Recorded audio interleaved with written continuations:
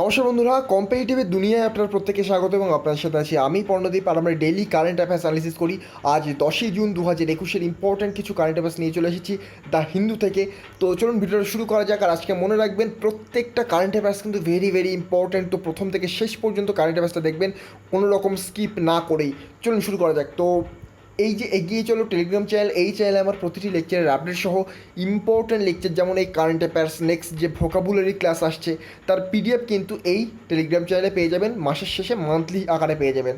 আর এই ডেসক্রিপশন বক্সে আমার এবং আমার চ্যানেল সম্পর্কে লেখা রয়েছে। আর বুক রিভিউ দেখতে পারেন, এনভায়রনমেন্ট বাই শঙ্কর আইএএস, তারপরে জেনারেল সায়েন্স এনসাইক্লোপিডিয়া, এছাড়াও রয়েছে এম লক্ষ্মীকান্তের পলিটি বই। লিঙ্ক ডেসক্রিপশন বক্সে দেওয়া থাকবে। চলুন শুরু করা যাক। আজকের যে প্রথম নিউজ, প্রথমেই দুটো দেখুন অনলাইনে নিউজ রয়েছে। এল সালভাডর কিন্তু রিসেন্টলি হয়েছে এমন একটা কান্ট্রি যে কান্ট্রি তার দেশে প্রথম বিটকয়েন লিগাল টেন্ডার হিসেবে ইউজ করছে। তো বিটকয়েন কি? বিটকয়েন একটা ক্রিপ্টো কারেন্সি।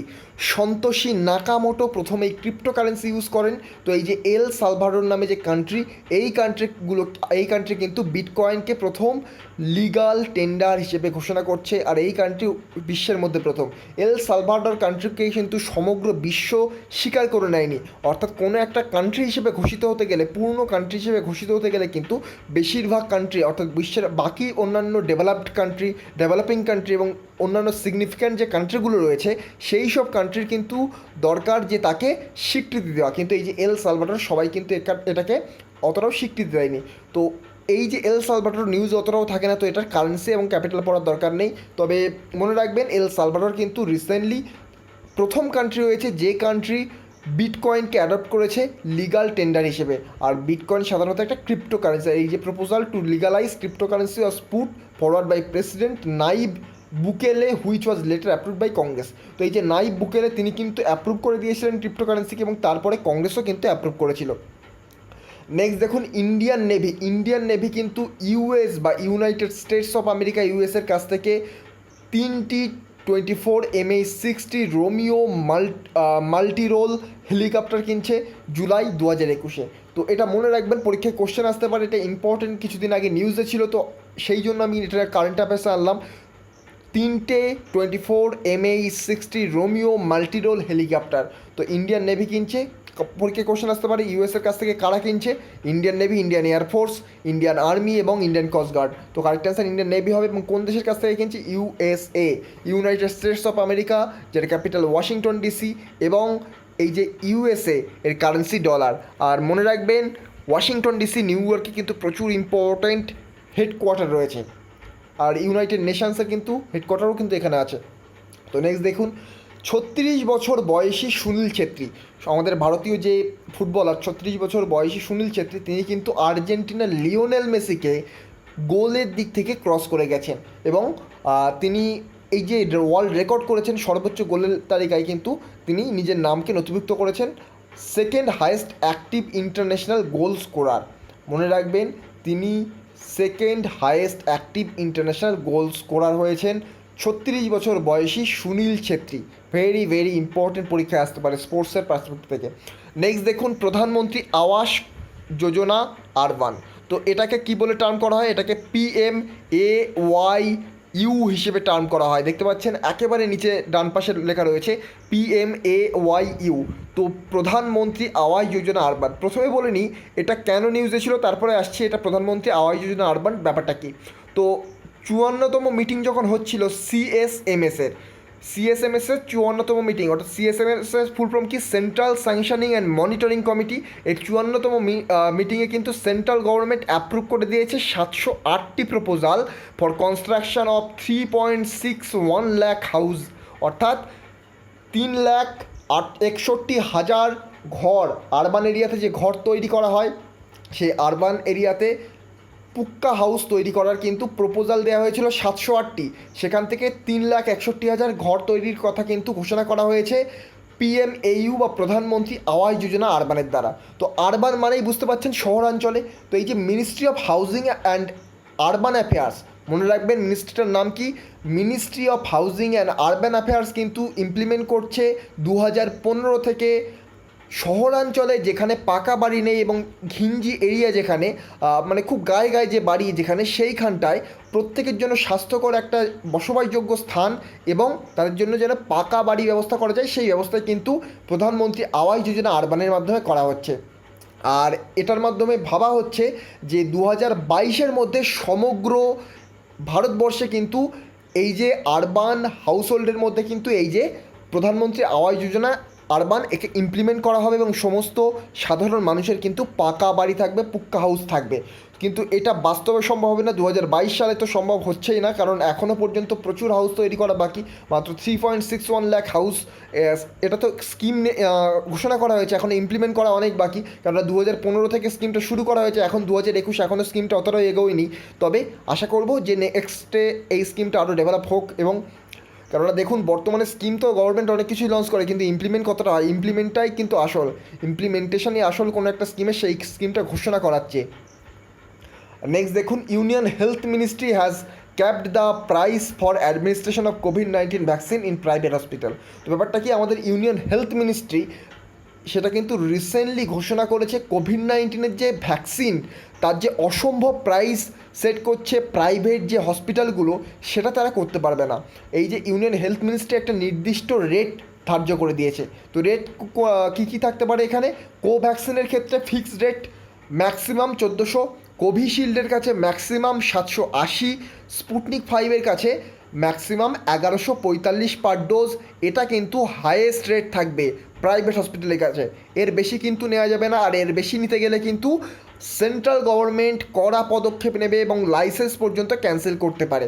তো রিসেন্টলি এই যে ভ্যাকসিন নিয়ে একটু কন্ট্রোভার্সি হচ্ছিলো, আমি একটু বলে দিই ব্যাপারটা কি, আমি এটা নিয়ে এর আগে আলোচনা করিনি।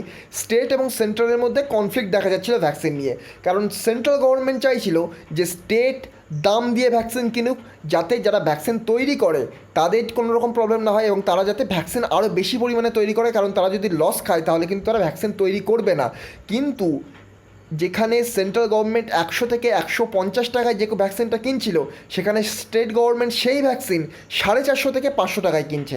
এবার দেখুন এতটা ডিফারেন্সের জন্য স্টেট গভর্নমেন্ট, বেশিরভাগ স্টেট গভর্নমেন্ট কিন্তু ভ্যাকসিন কিনতে পারছিল না, স্টেট গভর্নমেন্টের ফান্ড কম, আর এছাড়া এই কোভিড-19-এর সময় তাদের কিন্তু আরও খারাপ পরিস্থিতির সম্মুখীন হতে হচ্ছে। তো এই কন্ডিশনে দাঁড়িয়ে অনেক বিশেষজ্ঞ এই মত দিয়েছিলেন যে সেন্ট্রাল গভর্নমেন্ট 150 টাকা করে ওই ভ্যাকসিনগুলো কিনুক এবং স্টেট গভর্নমেন্টকে সেটাকে ডিস্ট্রিবিউট করুক। কিন্তু এই নিয়ে ব্যাপক কন্ট্রোভার্সি চলছিল যে আমরা কিনবো কি কিনবো না, আর আমরা যদি কিনে ফেলি তাহলে যে ভ্যাকসিন মেকার রয়েছে তাদের তো অনেকটা লস হয়ে যাবে, তার ফলে তারা যদি ভ্যাকসিন তৈরি না করে, এই একটা ভীতি ছিল সেন্ট্রাল গভর্নমেন্টের। বিভিন্ন রকম কারণে এটা তৈরি হয়নি। তো এখন আবার আমাদের ইউনিয়ন হেলথ মিনিস্ট্রি এটা ভ্যাকসিনের ক্ষেত্রে ম্যাক্সিমাম প্রাইস সেট করে দিয়েছে। কোভ্যাক্সিনের কাছে 1400 টাকা, কোভিশিল্ডের ক্ষেত্রে 780 টাকা, স্পুটনিক 5-এর ক্ষেত্রে 1145 টাকা পার ডোজ। নেক্সট দেখব, কিউএস ওয়ার্ল্ড ইউনিভার্সিটি র্যাঙ্কিং 2020 কিন্তু পাবলিশ করা হলো।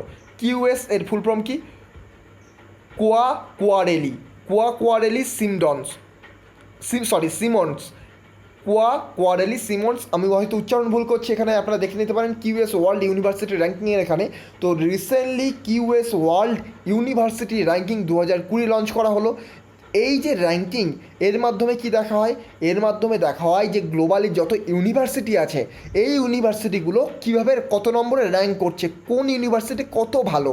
তো কিসের বেসিসে এটাকে নির্ধারণ করা হয়, দেখুন কয়েকটা পয়েন্ট রয়েছে, 6টি ইম্পর্ট্যান্ট ফ্যাক্টর রয়েছে, যার মধ্যে প্রথম হচ্ছে academic reputation, employers reputation, faculty student ratio, citation per faculty, তারপর international faculty and international student. এর বেসিসে কিন্তু র্যাঙ্ক করা হয় কিউএস ওয়ার্ল্ড ইউনিভার্সিটি র্যাঙ্কিংয়ের ক্ষেত্রে 2020। আর 2020-তে এই র্যাঙ্কে আইআইটি গুয়াহাটি কিন্তু 41st, ওয়ার্ল্ডের মধ্যে 41st র্যাঙ্ক করেছে। এছাড়াও অন্য কোনো ভারতের ইউনিভার্সিটি কিন্তু অতটাও ভালো র্যাঙ্ক করতে পারেনি। তো মনে রাখবেন ভারতের মধ্যে একটাই আইআইটি গুয়াহাটি ভালো র্যাঙ্ক করেছে। আর এটা কিন্তু রিসার্চ সিটেশন পার ফ্যাকাল্টি ক্যাটাগরি থেকে পেয়েছে, রিসার্চ সিটেশন পার ফ্যাকাল্টি এই ক্যাটাগরি থেকে পেয়েছে। আর আমি এই যে ইউনিভার্সিটি র্যাঙ্কিং 2022-এ দেখুন QS world university ranking June 8 on the basis of 6 factor, আমি একটু আগে আলোচনা করলাম, academic reputation, employers reputation, faculty student ratio, citation per faculty, international faculty and international student. আর এই যে কিউএস ওয়ার্ল্ড ইউনিভার্সিটি র্যাঙ্কিং, এর আগেও কিন্তু এটা প্রচলিত ছিল, কিন্তু এটাকে টাইমস হায়ার এডুকেশন ম্যাগাজিন কিন্তু পাবলিশ করতো প্রতি বছর। 2004 2009 QS collaborated with Times Higher Education magazine to publish its international league. তো এটা এখানে দেখতে পারেন, পড়ে নিতে পারেন বাকিটা। তো নেক্সট দেখা যাক, নেক্সট হচ্ছে অকল্যান্ড। অকল্যান্ড কিন্তু মোস্ট লিভেবল সিটিতে পরিণত হয়েছে 2021-এ because of its successful approach in containing pandemic. অর্থাৎ প্যান্ডেমিক সিচুয়েশানকে কন্ট্রোল করার জন্য অকল্যান্ড কিন্তু মোস্ট লিভেবল সিটি 2021-এ পরিণত হয়েছে। আপনারা আমাকে কমেন্ট বক্সে জানাবেন অকল্যান্ড কোন দেশে অবস্থিত এবং সেই দেশের ক্যাপিটাল এবং কারেন্সি কি। আপনারা না জানলে গুগল সার্চ করবেন। এবং নেক্সট দেখুন, অকল্যান্ডের পরে রয়েছে ওসাকা, টোকিও, জাপান, এগুলো কিন্তু অকল্যান্ডের পরেই অবস্থান করছে। এছাড়া অস্ট্রেলিয়ার দেখুন এই সিটিতে রয়েছে অ্যাডেলাইডে প্রবলি উচ্চারণটা হবে। এছাড়া ওয়েলিংটন, নিউজিল্যান্ডের ওয়েলিংটন, এগুলো কিন্তু পরপরের র্যাঙ্ক করে গিয়েছে।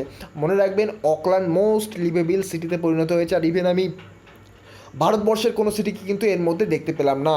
তো নেক্সট চলে যাই, নেক্সট বলছে ইউনিয়ন গভর্নমেন্ট রিসেন্টলি অ্যাপয়েন্ট করেছেন অনুপ চন্দ্র পাণ্ডেকে as election commissioner. Union government কিন্তু অ্যাপয়েন্ট করেছেন অনুপ চন্দ্র পাণ্ডেকে।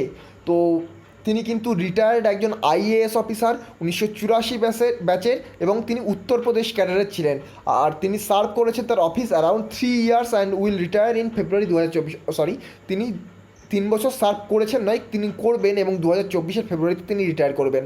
তো মনে রাখবেন চিফ ইলেকশন কমিশনার এগুলো কিন্তু আলাদা, কিন্তু আমরা এখানে একটু election commission of India, chief election commission সম্পর্কে জানবো। রিসেন্টলি সুপ্রিম কোর্টের কাছে একটা অ্যাপিল গিয়েছিল যে যেসব ব্যক্তি আইএএস তারা রিটায়ার করার পরে চিফ ইলেকশন কমিশনার বা ইলেকশন কমিশনার পদে নিযুক্ত হতে পারবেন না। তার কারণ কি দেখুন, এই যে উত্তরপ্রদেশ ব্যাচের ইনি অনুপ চন্দ্র পাণ্ডে, ধরুন উত্তরপ্রদেশের কোনো একজন মন্ত্রী এই অনুপ চন্দ্র পাণ্ডেকে সাহায্য করেছিল, তার যখন টার্ম ছিল অ্যাজ আইএএস, তিনি তখন হচ্ছে কোনো একজন মন্ত্রী বা কোনো একজন সাংসদ বা কোনো একজন এমএলএর কাছ থেকে সাহায্য নিয়েছিলেন। তিনি ইলেকশন কমিশনে নিযুক্ত হওয়ার পর তিনি তো তাকে সেই সাহায্যটা ফিরিয়ে দিতে পারেন। এই যে প্রবলেম থেকে বাঁচার জন্য কিন্তু এই যে ঘোষণাটা করা হয়, সুপ্রিম কোর্টের কাছে অ্যাপিল করা হয় যে এই যে আইএএস অফিসার যারা কোনো রাজ্য থেকে আসছে তারা যেন এই যে এখানে অর্থাৎ ইলেকশন কমিশনার হিসেবে নিযুক্ত হতে না পারেন। তো এখানে অ্যাবাউট ইলেকশন কমিশন দেখে নিন। তো ইলেকশন কমিশন কিন্তু একটি অটোনমাস কনস্টিটিউশনাল অথরিটি, আর এটা ইউনিয়ন অ্যান্ড স্টেট ইলেকশন প্রসেসকে কিন্তু কন্ট্রোল করে। মনে রাখবেন ইলেকশন কমিশন রাজ্যসভা, লোকসভা, বিধানসভা প্রত্যেকটার যে vote, vice president, legislative assembly প্রত্যেকটা ভোট কিন্তু এই ইলেকশন কমিশনই কন্ডাক্ট করায়। কিন্তু মনে রাখবেন এই যে ইলেকশন কমিশন অফ ইন্ডিয়া এটা কিন্তু রাজ্যের যে প্রত্যেকটা সেলফ গভর্নমেন্ট বডি রয়েছে অর্থাৎ মিউনিসিপ্যালিটি এবং পঞ্চায়েত রয়েছে তাদের ভোট কিন্তু এই যে election commission of India conduct করায় না।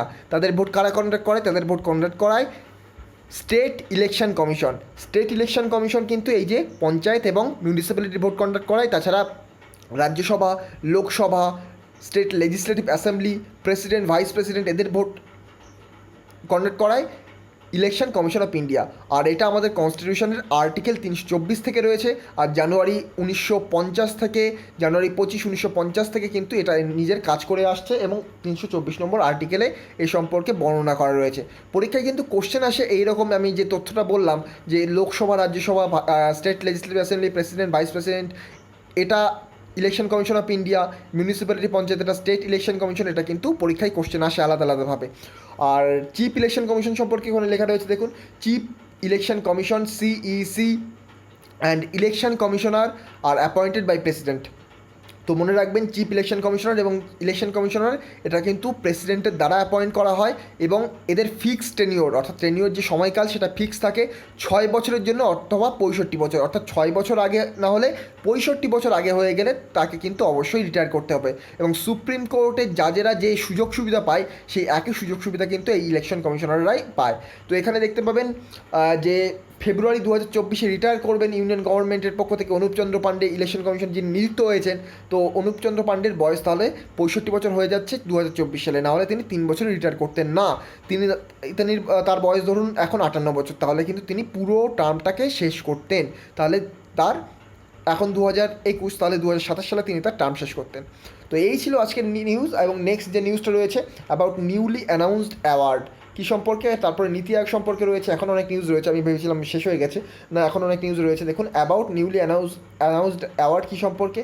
আসাম গভর্নমেন্ট রিসেন্টলি অ্যানাউন্স করেছে তারা ভারতরত্ন, তারা যে পদ্মবিভূষণ, যে পদ্মশ্রী, এই যে অ্যাওয়ার্ডগুলো আছে আসাম